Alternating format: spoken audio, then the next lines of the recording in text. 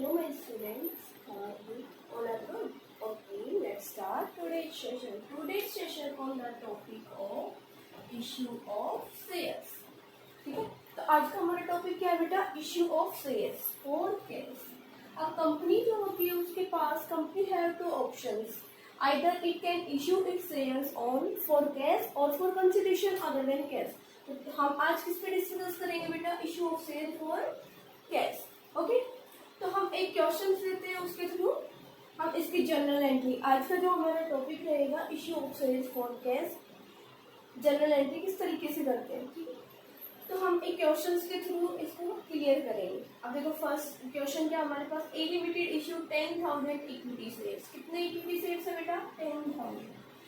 और equity shares 10 each. कितने का है? 10 ईच. 10 ईच का मतलब ये है कि 10 फेस वैल्यू थी और 10 में ही कंपनी ने क्या किया? अपने शेयर्स इश्यू किए. तो इसको बोलेंगे share issue at par. Company par पे भी अपने शेयर इश्यू कर सकती है और डिस्काउंट पे भी इश्यू कर सकती है.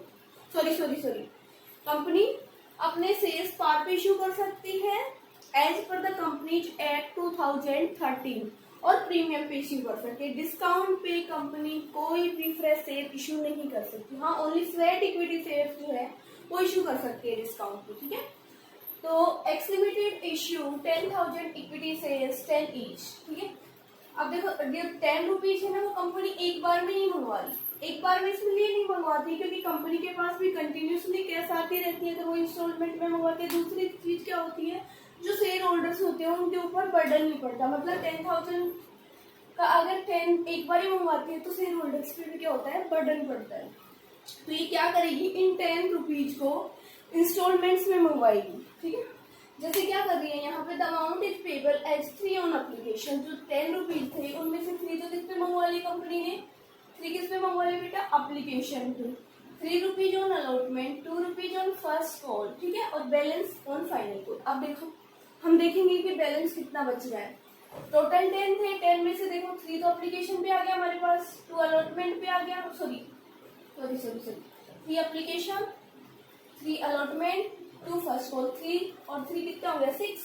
6 और 2 7 8. रिमेनिंग बैलेंस कितना बच गया बेटा? 2. अब 2 रुपीज किस पे मंगवाएगी कंपनी? 2 फाइनल कॉल पे. ठीक है ना. अब देखिए हम इसको सोल्व करते हैं. सोल्व कैसे करते हैं इस क्वेश्चन को? तो कंपनी ने कितने शेयर्स इश्यू किए बेटा? 10,000 और ईच कितने का है? 10. तो ये जो शेयर इश्यू किए कंपनी ने 10 का शेयर 10 में इश्यू किया, तो इसको क्या बोलेंगे? Share issue at par. ठीक है, और पार का मतलब ये होता है जितना कंपनी के शेयर्स की फेस वैल्यू है उतने पे कंपनी ने अपने शेयर्स इश्यू किए. अब सपोज करो कि फेस वैल्यू होती क्या है? जैसे एक पार्ले-जी बिस्किट है, ठीक है, उसके फेस पे लिखा हुआ है ₹5. तो उस पार्ले-जी बिस्किट को हम 5 रुपीज में ही सेल आउट करते हैं, तो उसको बोलते हैं शेयर इश्यू एट पार. अगर उसी को हम 10 रुपीज फेस पे लिखा हुआ उसको 12 में सेल आउट कर रहे हैं, तो हम उसको क्या बोलेंगे? Share issue at premium. ठीक है, तो हम आज कौन सा कर रहे हैं? शेयर इश्यू एट पार और फॉर कैश में जो शेयर इश्यू करती है कंपनी. अब देखो जनरल एंट्री करेंगे. देखो एक्स लिमिटेड था, तो in the books of x limited company, x limited company की बुक्स में हम क्या करेंगे? जनरल एंट्री करेंगे. ठीक है, जनरल बनाएंगे. अब देखो सबसे पहले एंट्री क्या होती है बेटा? सबसे पहले क्या होता है? कंपनी अपने शेयर्स इश्यू करती है मार्केट में पब्लिक को. तो सबसे पहले कंपनी के पास बैंक आता है. जो शेयर होल्डर्स होते हैं जितने भी शेयर्स कंपनी के परचेज किए वो क्या करते हैं? कंपनी का डीमैट अकाउंट होता है जिसको बोलते हैं एक ऑनलाइन अकाउंट होता है कंपनी का. जिस भी शेयर होल्डर्स ने जितने भी शेयर्स परचेज किए कंपनी के या सब्सक्राइब किए वो क्या करेंगे? एप्लीकेशन मनी जो है वो कंपनी के डीमैट अकाउंट में क्या कर देंगे? ट्रांसफर कर देंगे कंपनी के अकाउंट में. अब सपोज करो 10,000 शेयर्स थे, जनता ने भी 10,000 के 10,000 सब्सक्राइब कर लिए. ठीक है, अब 3 रुपीज एप्लीकेशन पे है, तो कंपनी के पास सबसे पहले जो जनरल एंट्री होगी वो क्या होगी? Bank account debit to share application account. अब शेयर एप्लीकेशन में कितना पैसा आएगा? क्योंकि 10,000 इक्विटी शेयर्स थे. ठीक है, अब यहाँ पे देखो बेटा टू शेयर एप्लीकेशन. हमेशा इक्विटी जब भी दिया होगा ना क्वेश्चन में या कुछ भी नथिंग इन्फॉर्मेशन इज गिवन, तो हमेशा हम यहाँ पे क्या लगा देंगे? इक्विटी. ठीक है, अब देखो सबसे पहले कंपनी के पास क्या आएगा? पैसा आएगा. अब 10,000 इक्विटी शेयर्स थे. कितने थे बेटा? 10,000. एप्लीकेशन में कितना मंगवा रहा है? 3.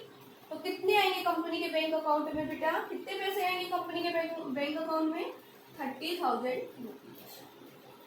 ठीक है, इधर भी ऐसा ही होगा 30,000। आया समझ? अब बेटा ये जो बैंक आ गया, पैसा आ गया कंपनी के पास, अब फिर क्या करती है कंपनी, क्या करती है इस पैसे को कन्वर्ट कर देती है इनटू शेयर कैपिटल अकाउंट। ये तो यहाँ पे अगर हम नरेशन लिखते हैं तो यहाँ पे लिखेंगे बीइंग एप्लीकेशन, मैं लिखूंगी नहीं, मैं आपको बता रही हूँ, बीइंग एप्लीकेशन मनी रिसीव। अब कंपनी को एप्लीकेशन मनी रिसीव हो गई यहाँ पे, अब कंपनी क्या करेगी, इस एप्लीकेशन मनी को ट्रांसफर कर देगी इनटू शेयर कैपिटल अकाउंट। तो जनरल एंट्री क्या करेगी, share application account debit to share capital account. यहाँ पे अमाउंट क्या आएगी, सेम अमाउंट आएगी 30,000, इधर भी 30,000। ठीक है बच्चा। अब देखो ये शेयर एप्लीकेशन, देखो एक बार शेयर एप्लीकेशन क्रेडिट हो गई, एक बार डेबिट हो गई, तो ये एंट्री तो क्या होगी, कैंसिल हो गई। तो हमारे पास एक्चुअल एंट्री क्या बची, bank account debit to share capital account. आया समझ में? ठीक है।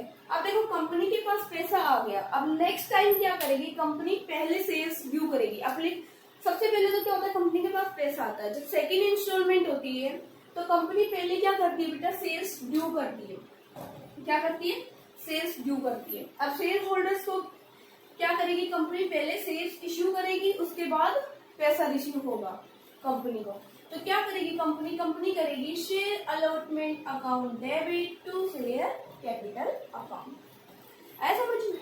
तो यहाँ पे कंपनी, यहाँ पे तो पहले पैसा रिसीव हो रहा था एप्लीकेशन पे, सेकंड केस में क्या होगा, पहले कंपनी शेयर्स इश्यू करेगी देन पैसा आएगा। फिर देखो इसी की सेकंड एंट्री क्या होगी, bank account debit to share allotment. अब देखो इसमें कितनी अमाउंट आएगी, तो देखो 10,000 शेयर्स थे, अलॉटमेंट में कितने रिसीव हो रहे हैं 3, 10,000 इंटू 3 कितना हो गया बेटा 30,000। तो सेम अमाउंट यहाँ भी 30,000, इधर भी 30,000। ठीक है, ओके। नेक्स्ट देखो थर्ड, अब बेटा अलॉटमेंट की भी अमाउंट रिसीव होगी। अब कंपनी क्या करेगी, कॉल का पैसा मंगवाएगी शेयर होल्डर से। ठीक है, अब फर्स्ट कॉल के लिए क्या करेगी कंपनी, पहले शेयर्स ड्यू करेगी। तो क्या करेगी journal entry company, share first call account debit to share capital account. अब देखो इस पे अमाउंट क्या आएगी 10,000 शेयर्स इंटू कितना मंगवा दिया फर्स्ट कॉल में 2, तो 10,000 इंटू 2, यहाँ पे 10,000 इंटू 2, तो कितनी अमाउंट आ गई बेटा 20,000।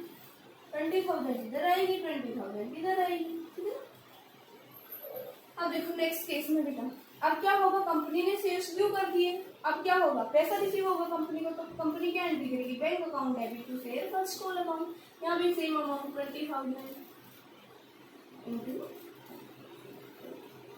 ठीक है बेटा। अब देखो एक चीज क्या रहती है, जैसे कंपनी ने फर्स्ट कॉल मंगवाई अभी जनवरी में, ठीक है, तो कंपनी ऐसा नहीं है कि अभी जनवरी में फर्स्ट कॉल मंगवाई थी उसके तुरंत बाद फाइनल कॉल मंगवा रही, नहीं, कम से कम मिनिमम 2 मंथ्स का गैप होना चाहिए दोनों के बीच में। ठीक है, कितने मंथ्स का गैप होना चाहिए बेटा, फर्स्ट और फाइनल कॉल के बीच में 2 मंथ्स का गैप होना चाहिए।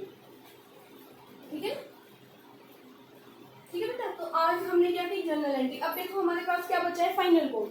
फाइनल कॉल पे मंगवाएगी तो सेम एंट्री होगी, जैसे ये फर्स्ट कॉल की थी ना, ऐसे ही क्या होगा, share final call account debit 2 into 10 20,000 to share capital account 20,000, फिर ट्रांसफर हो जाएगा bank account debit to share first call final call account fourth में। ठीक है बेटा, तो आपको आज ये समझ आया। तो आज हमने कौन सा टॉपिक क्लियर किया बेटा, issue of shares for cash. अब हम नेक्स्ट क्लास में करेंगे issue of share for consideration other than cash. Thank you for watching this video. If you like this video, please subscribe this channel more and more.